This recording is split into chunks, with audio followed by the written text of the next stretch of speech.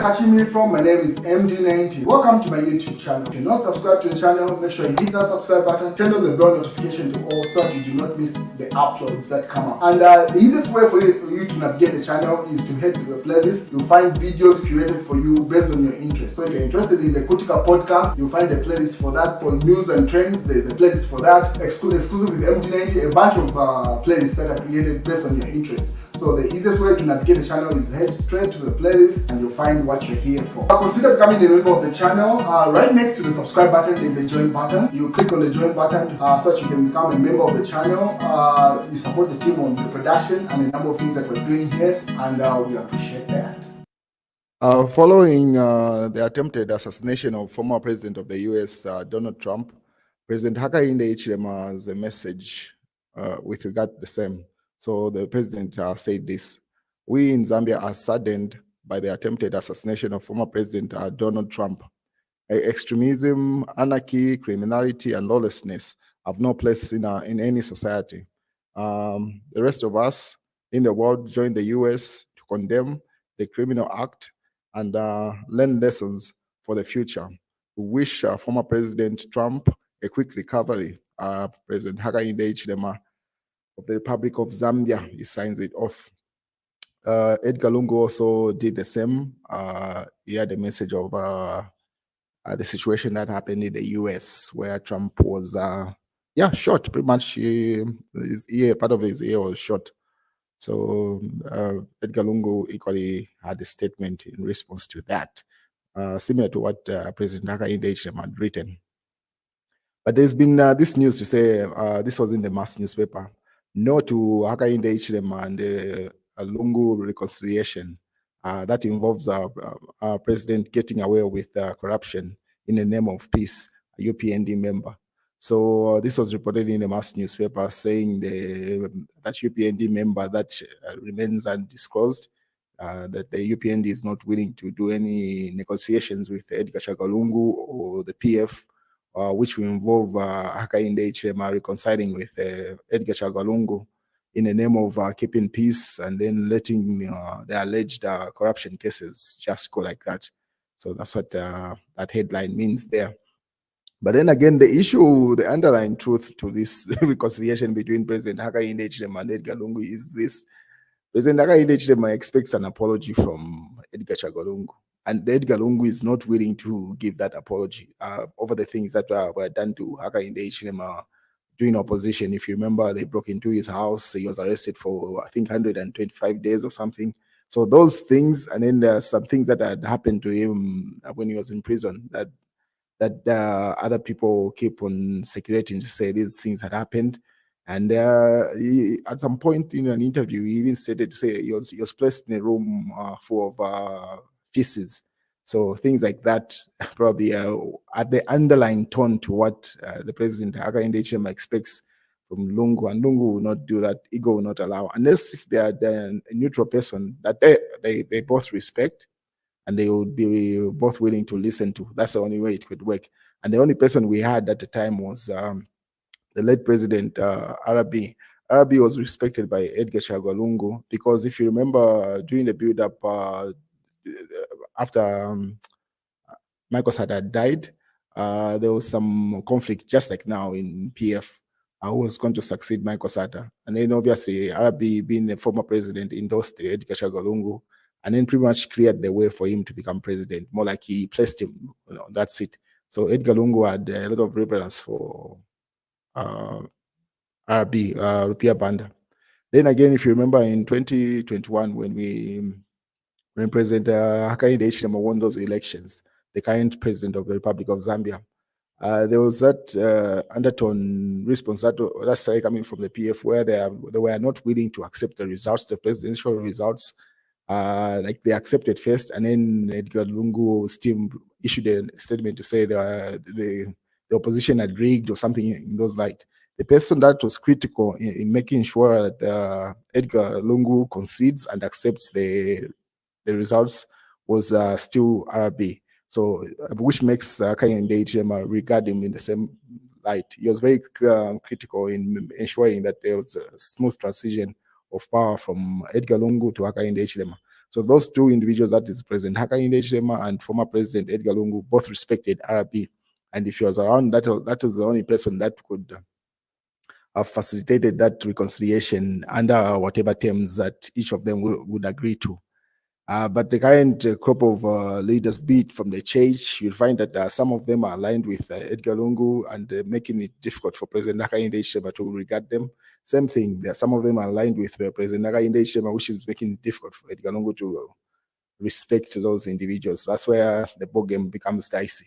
So I don't know how that plays out, this reconciliation, if it's to be. If not, they are both okay. Anyway. But after what happened in the US, where Trump was an assassination attempt was done on Donald Trump, the conversation started back home here with regard to Edgar Lungu. And these are the different statements that started coming from that conversation online. Different sectors of society were issuing statements. So the Patriotic Front went first. So they put up a statement to say, give Edgar Lungu security team and motorcade. Zambians call on HH. So the Zambians have started calling upon President Hakainde Hichilema to restore the security detail and provide former head of state Edgar Lungu with motorcade, adding to that incident which involved after the incident which involved US former President Donald Trump happened, and then it can happen anywhere. So this statement was issued by an alleged youth advocate.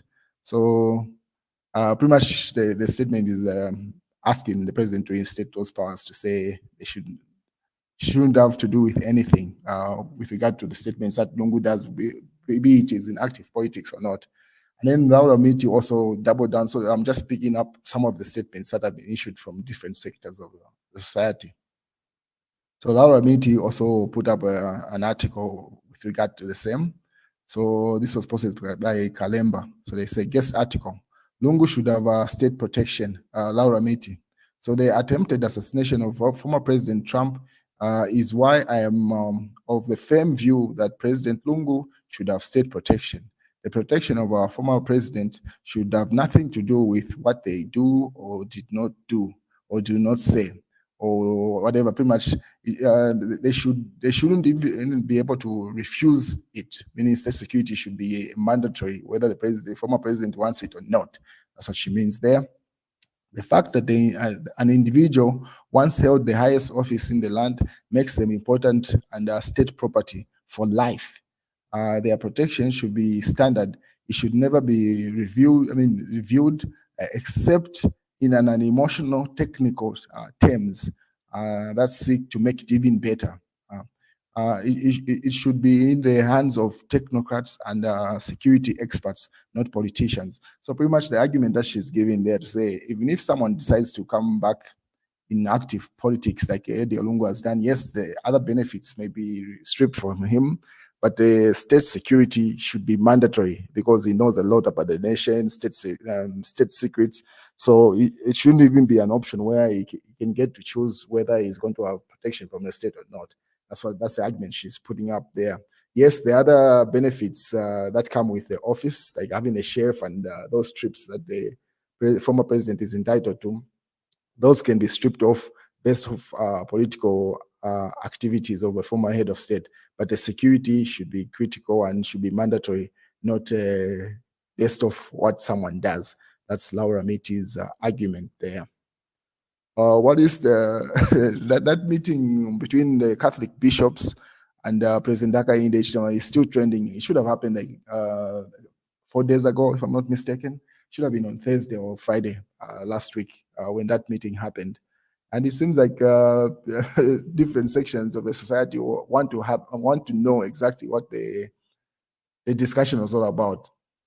So Emmanuel Mwamba, this is the former ambassador to South Africa during Edgar Lungu's time. He says, was it a pastoral letter or is it for the president, meaning President Hakainde Hichilema, or for the people?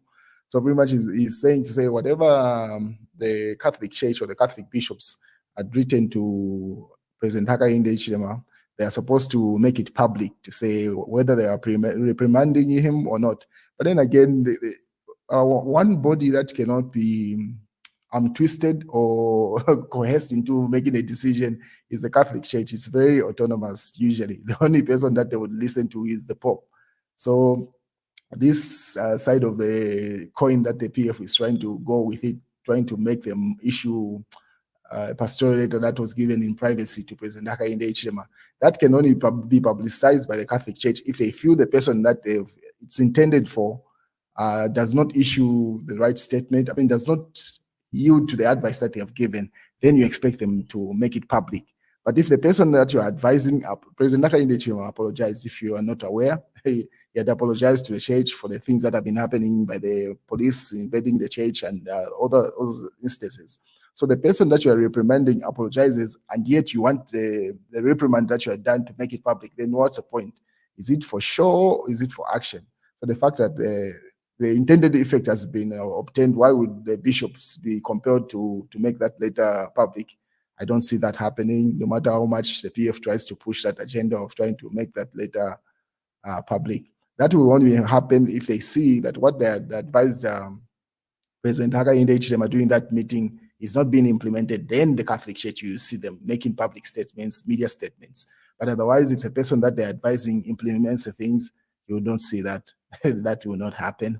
So that was Mano Mwamba saying that. So obviously, different sections of the newspapers, this is the Daily Nation, say Catholic Church finally contend. So pretty much trying to jab at the Catholic bishops to say, I mean, they did not make their statement public. This will not work. This can work for small people that do not understand reverse psychology.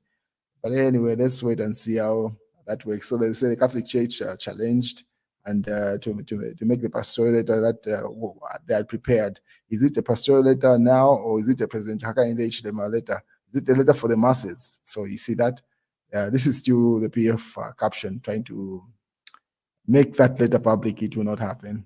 It will only happen when President Hakainde Hichilema does not do as advised. What is the issue of ZESCO seems to be an issue to say, there's been an argument to say, or considering the state of the nation, the level of the load shedding that the country is going through, certain exports should be banned or should be put on hold. And ZESCO, I mean, Botswana has just revealed that Zambia is supplying it almost 50% of the power there. So I was just in Botswana, if you remember. I'm sure you guys have seen it on this channel. There's no load shedding there. Power is very abundant, and it was nice to enjoy. So they're just confirming this is the Botswana. So according to the Botswana Weekend Post newspaper, ZESCO supplies them with 48.8% of the electricity imports. So you see that? That's the confirmation. This was in the newspaper in Botswana, which was published. And yeah, so government has to make a statement. And they've made a statement on this to say they have no intentions of reducing on the exports because it's a good revenue stream for foreign direct investment for government. So they don't see how keeping it in the local market will benefit them in terms of the resources. So that's the situation. It's load shedding, nothing is happening there. What is the news diggers says the UPND is struggling with corruption. Revelations in the FIC report show a lack of progress. Lefuka. So that's in the daily. News diggers. What is the same news diggers says Christians behave borrowing money from priests is bad manners. Father Chonde. So that's for you Christians. And then there's also a news, they said DEC intercepts cartons of Malawi and Kwacha at Kenneth Kaunda International Airport. So those are the ones that you see on the bottom of the screen on that newspaper. So someone was trying to smuggle Malawi and Kwacha either to the US or somewhere else, but it was intercepted by our Drug Enforcement Commission here in Zambia at Kenneth Kaunda International Airport. There. What else is in the news? So corruption is a complex, it's complex and evolving challenge. SEC Director General says, and then this is in the Mass newspaper. A decision on the 2026 vote already made. UPND has lost 3 years fighting opposition parties instead fulfilling promises. Chungu. So that's an argument he has to say the decision has been made by the Zambians already. I don't know what that decision is, whether it is to vote for President Hakainde or vote him out. I don't know what he means there. But anyway, you can see it on screen, what he says. That's the news, ladies and gentlemen. If anything else comes up, I'll keep you posted.